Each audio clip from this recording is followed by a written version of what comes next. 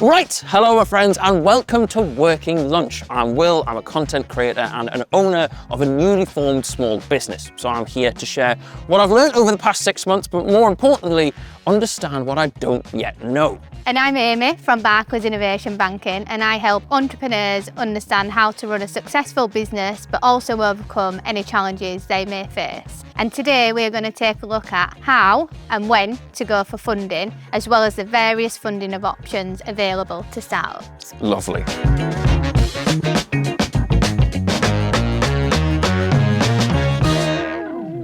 So Will, your challenge today, imagine your business suddenly needs funding to take things to the next level. Who do you go to and how do you ask for it? Luckily for you, I've lined up Vic from Hey Savi, who knows a thing or two about securing funding for businesses that are looking to scale. Lovely stuff. I'm up for it, Amy. So let's give a warm welcome to Vic. Oh, hey, hello, lovely to meet you. How are you doing? You good? I'm Will. You okay? Nice to meet you both. You too. So just to kick us off, Vic, could you just start off by telling us a little bit about Hey Savi? So Hey Savi is a personalised fashion search engine. So have you ever been walking down the street and you've seen somebody wearing something that you absolutely love? You take a picture and you go, Hey Savi, find me this jacket and we'll find it for you in stock, in your size, at the best price. Or if it's too expensive for you, then we'll find something comparable within your budget and from the brands that you like to shop at. Amazing intro, Vic. Something I need for that pink blazer, I must say. Exactly. Before we get stuck in, should we get some food over before we get into it? Absolutely.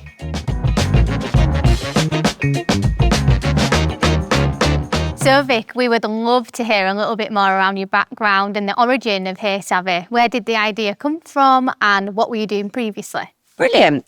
So I'm a third-time founder, second-time tech founder. I ran a creative agency for 11 years, and then back in 2015, I co-founded my first tech startup, a company called Fundraising. We used AI to generate and optimize marketing language. We went through several rounds of funding there. We did a friends and family angel round. We then did a seed round, and we did a Series A round. And then we had a big exit, 2022. And then I decided I had one more in me, and this was the one. It didn't take me long. Oh no, I like to get stuff done. I'm a roll my sleeves up kind of gal. Enter my amazing co-founder, Sarah Daniel, who was the one that came up with the idea. Really exciting journey. We started and closed our pre-seed fundraise last summer. Amazing. So thank you very much. We raised 2.2 million and we're now been busy building. We're at beta stage now. We're out testing. We're hoping to be live by the end of this year. So, and I'm fundraising again. So constantly on a fundraising mission. Wow. Yeah. Good presenter, I'm sure. So for a bit of context for my business, I've done a small friends and family round for us to launch.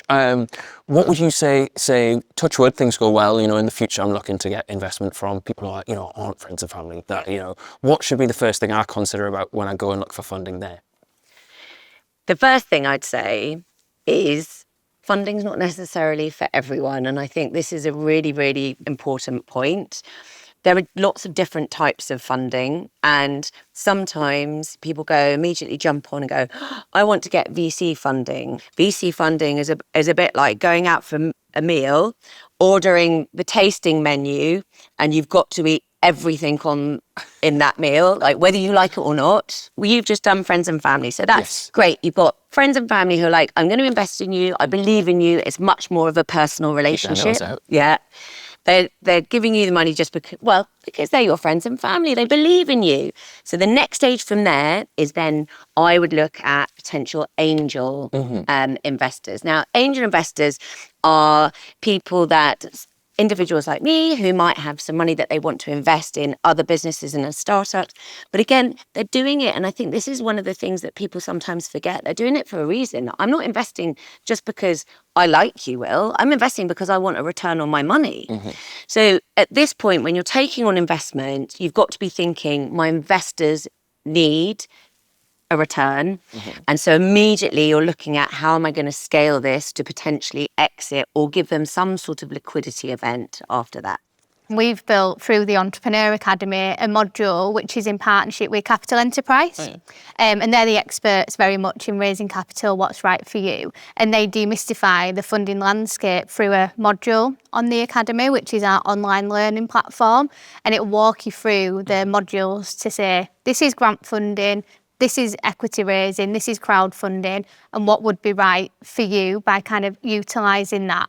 And we also have our funding readiness programme with Capital Enterprise, which is a face-to-face demo day at the end with virtual sessions with founders that are in a similar position to you. I've got to be honest, Eagle Labs is absolutely phenomenal for anyone looking to start up, because I've been on there and they cover all the different areas. They give really good explainer videos as well.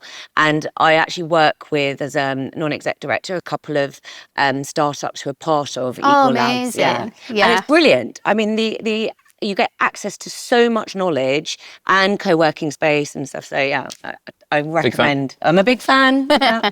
Well, we're a big fan of you, Vic. Oh, yeah. Oh, lads, stop it, right? Going on here. It's the funnest dinner date I've ever had.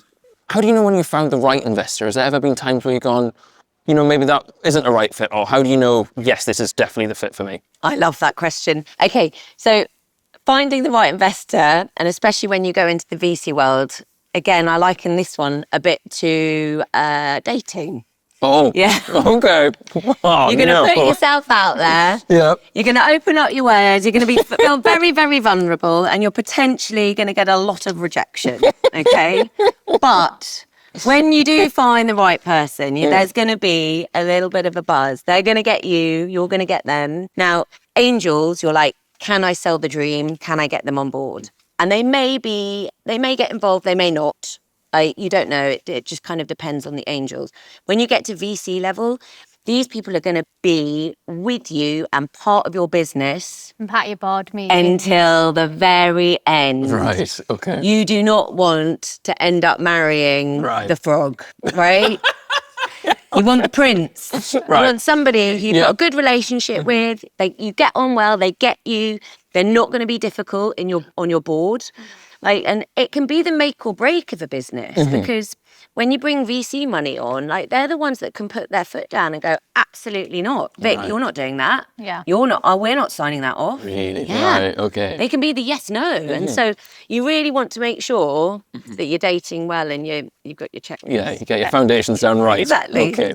That's brilliant. Thank you for that. And in terms of raising that next round, we're really passionate around connecting founders and entrepreneurs, startups and scale-ups to that investor network, whether it be angel networks or VCs. And that's why we launched our demo directory platform. So this is free for founders to register on and equal for investors. And the great thing is it simplifies the deal flow, again, with our Barclays Eagle Lab support to help you get ready to get onto demo directory. Our 200 plus mentors are there to help you get pitch ready to get in front of that network of investors. Yeah, that's fantastic. Do you know, because I think one of the things, especially for first-time founders, it's a bit like we were talking about, there's so much to learn about raising investment. If you can be paired with a mentor or someone that's been there and done it, just to guide you through it, it's invaluable, because it can feel really overwhelming otherwise as a founder. So highly recommend mentors. I'm a big fan of them throughout all stages of life, actually, to be honest. Yeah. All right, Vic. So this is our bitter or sweet challenge. Basically, inside here, right, there's two dishes. One of them's bitter, one of them's sweet. In a minute, we're going to ask you to pick one of those, right? And if you get the sweet one, share a sweet success story you've had in the world of funding. If you get a bitter one, maybe tell us a not so positive story. I'm going to let you pick, and whichever one you don't pick, I will take the other one. Ready? How are we feeling? Dun, dun, dun. All right.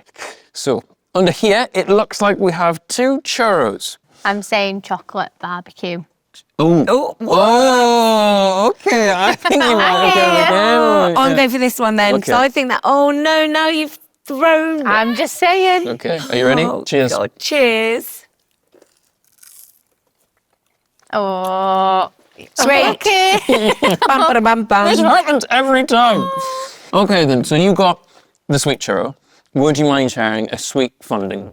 Oh, Well, I suppose it would probably be the exit of my last business where the angels that had put in the money got such a nice return. I mean, to get a 33x return and my, family to get a 66x return, that's a pretty sweet outcome for all concerned. So, We'll take those. Absolutely, we'll take those. Yeah. What about you, Will? What's your bitter? I've had a couple. So I think I've done a little bit of angel investing myself before, and I've had companies where it's gone really well and, they got their exit and that was lovely. I've had others where maybe they've issued a lot more shares after you've got in, or they've completely pivoted and, you thought it was going one way and maybe, it hasn't gone the right way, but you've got to be prepared for that, right? And I think that's half of the thing. Like angel investing is high risk. Mm-hmm. It pays huge rewards when it goes right, but it's fundamentally, it's got to be money that you're prepared to lose. 100%. Yeah.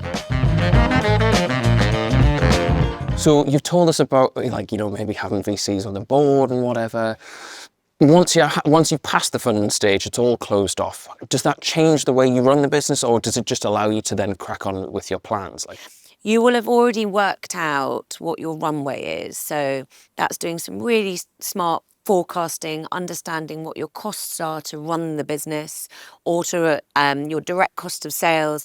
And so you should have at that point, once the money hits the bank, one would hope, an idea of where the funds are being spent, in what areas and what runway that gives you. If I look back to the early days of my first business, so back in 2006, what I really loved, even back then, was I was a first-time founder. I didn't know what I was doing, and the team at Barclays was so great. And at this point, there wasn't Eagle Labs, but I remember going on an accounting course. And I'm still in contact with someone I met on that course. Oh, that's amazing. But they're brilliant support. And I think more so even now from the Eagle Labs perspective, the amount that's available online if you're a founder is just phenomenal. When we're kind of talking about community that you mentioned and being a part of Barclays family, Barclays Eagle Labs community is huge kind of to our success, because with our 43 locations across the UK, not only do you get the business team as your support, you also get the local ecosystem manager that works closely with academia, local authorities, the investors, incubators, to be able to connect the businesses in that ecosystem to the right support or the right network connection. And that's crucial, honestly, because I think one of the other things is being a founder can be really, really lonely. You don't necessarily know what you're doing. It is like dating. It is. Community is so key as a founder. And that's what's brilliant, that Barclays can fill that and help support you for the areas that you might not know much about. And even now, not being funny, I'm a third-time founder.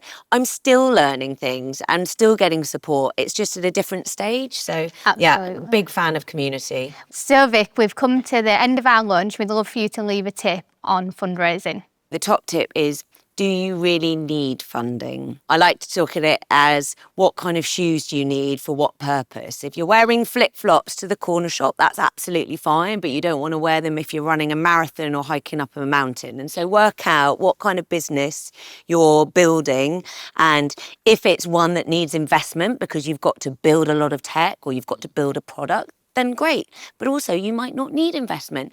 A lot of people build really, really successful businesses without having to take investment on. And so work out whether it's really right for you. Well, Vic, thank you so much. It's been an absolute pleasure. Thank you so much. Thank you. Fun, that one. Amazing, Vic. And just the insights from the angel network, investment, all the way through to exiting a business, to funding from pre-seed, seed, Series A, to starting all over again. I love it. It's just a real privilege to speak to someone who's seen both sides of the coins and seems to know the whole game. Right, well, friends, thank you so much for watching. If you have enjoyed and if you've learned something, please do leave a like and subscribe if you'd like more lessons like this. And me and Abby will see you soon. Thank you.